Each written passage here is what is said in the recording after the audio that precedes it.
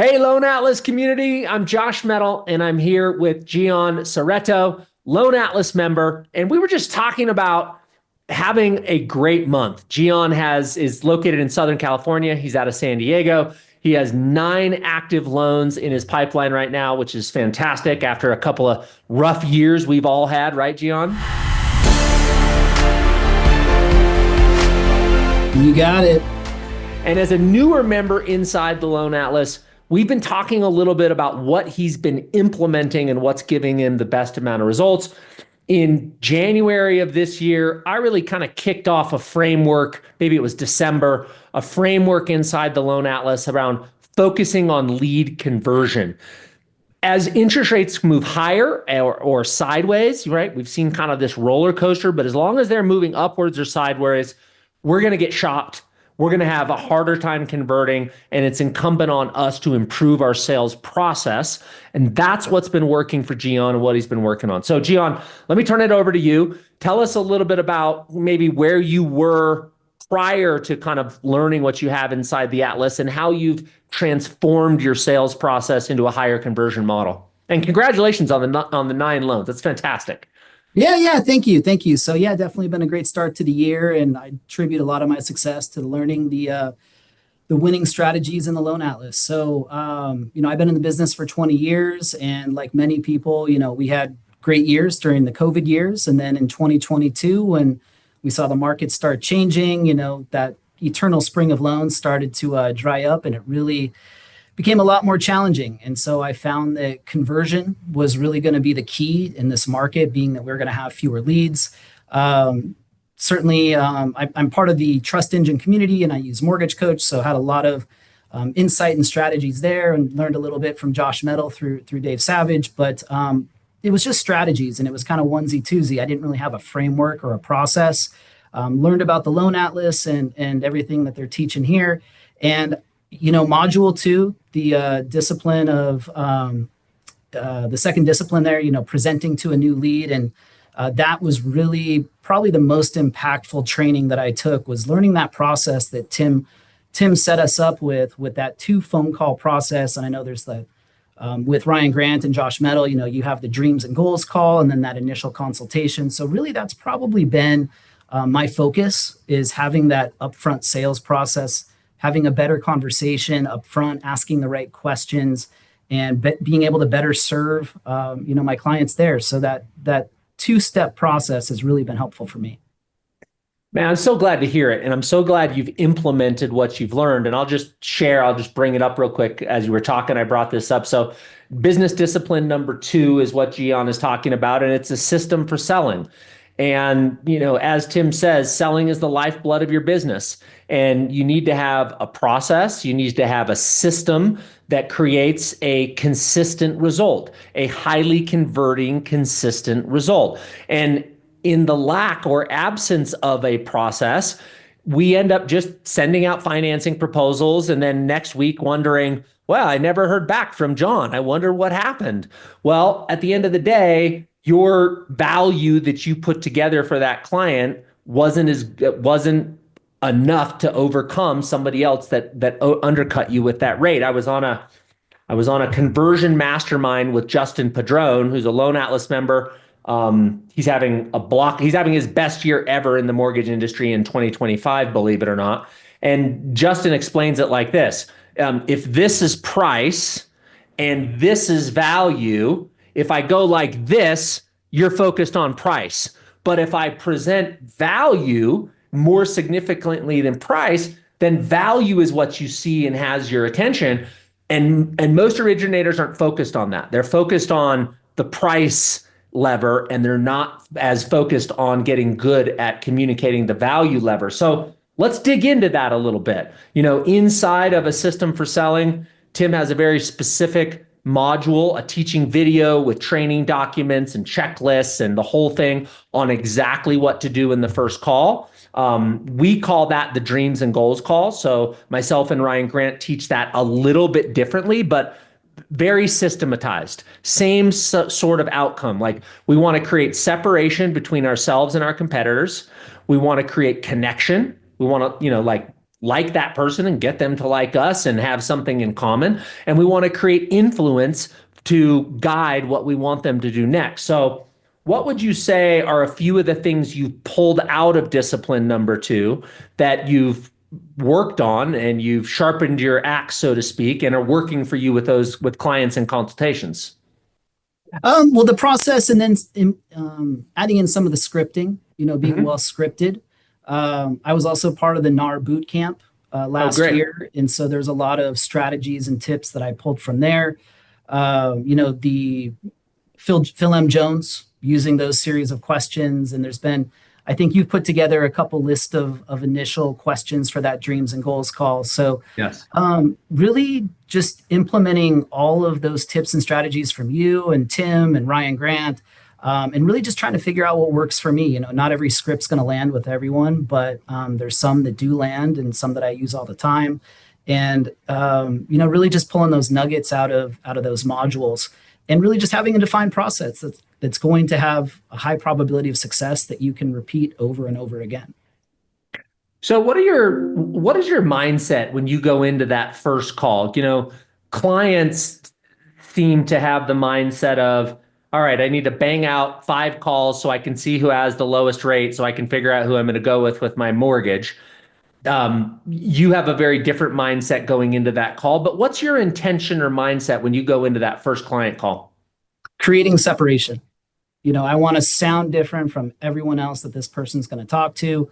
I'm not going to just spit out rates and payments and fees because I know that leads to a quick conversation.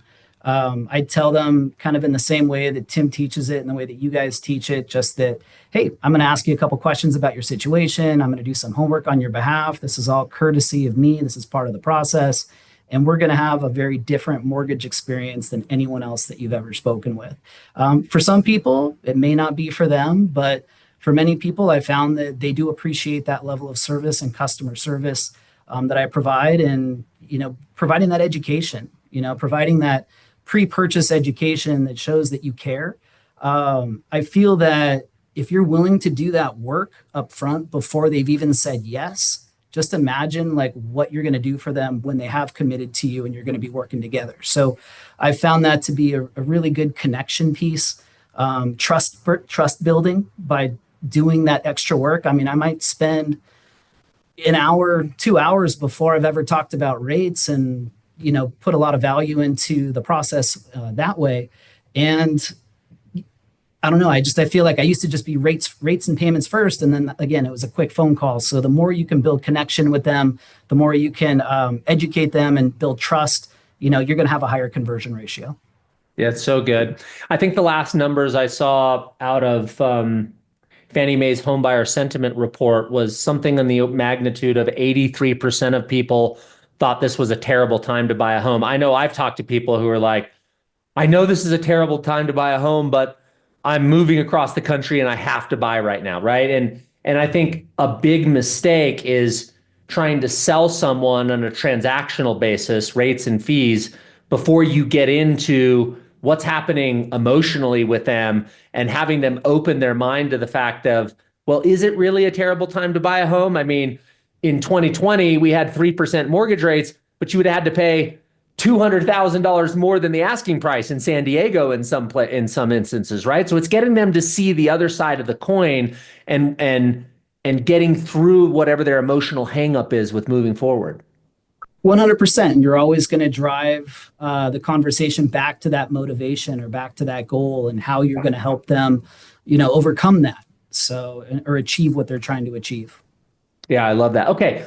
So we talked a little bit about that first call, that dreams and goals call. You're trying to create separation.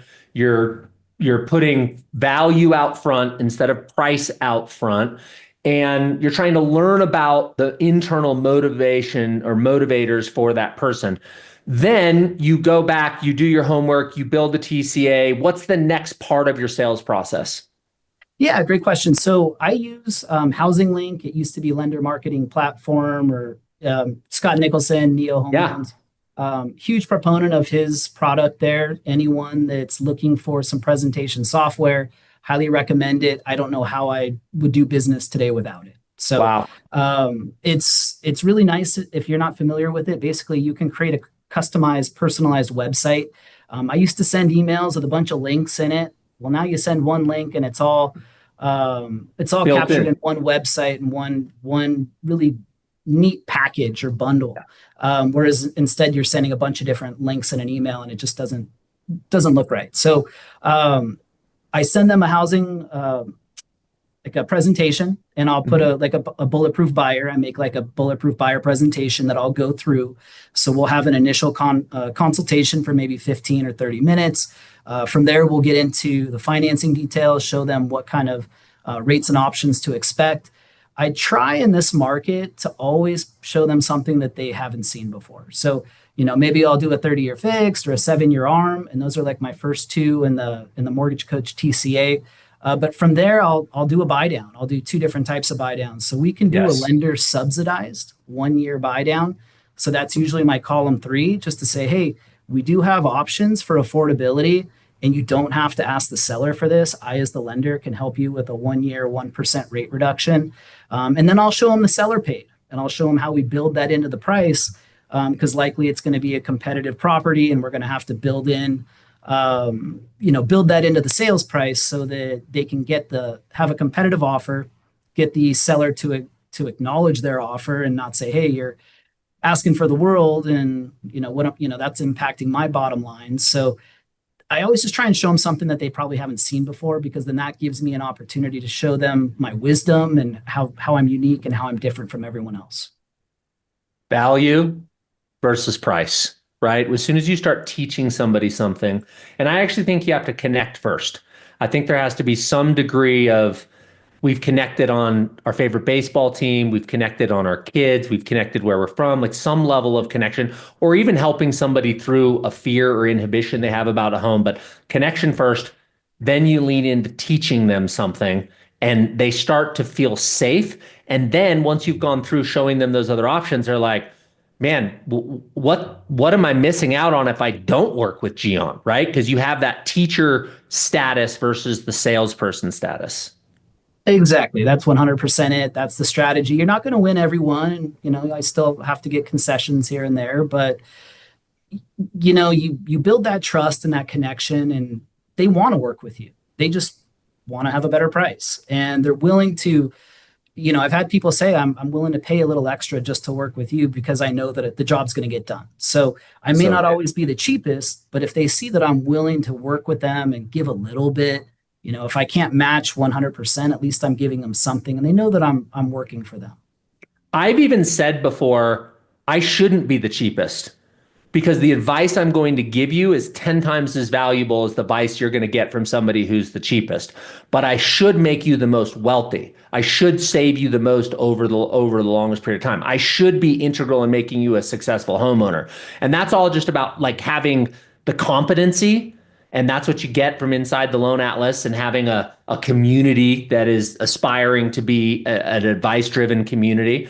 And then you get the confidence. And when you have you have those two things, you're deadly. And I can see it in you as you talk, and even as you role play scripting, like you have a tremendous amount of confidence, and that causes people to be comfortable and to be confident in you. Yeah, and I'll tell you, I have my earbuds in my ear all the time, and I'm always doing a loan atlas module of some sorts. And if I'm working out, if I'm on a hike, it's like that's what I'm doing. I'm learning, and it's like osmosis. It's like straight into the brain. I'm getting those scripts fed right into me. So it's practice. It's taking a lot of time, and not just digesting it, but then trying it and implementing it. And you're going to fail sometimes. You're going to trip and fall, but you're going to get back up, and you're going to figure out what works and what doesn't. And that's just part of the process. I've recently, Gian, been in, as you know, conversion has been my kick for the last 6 months.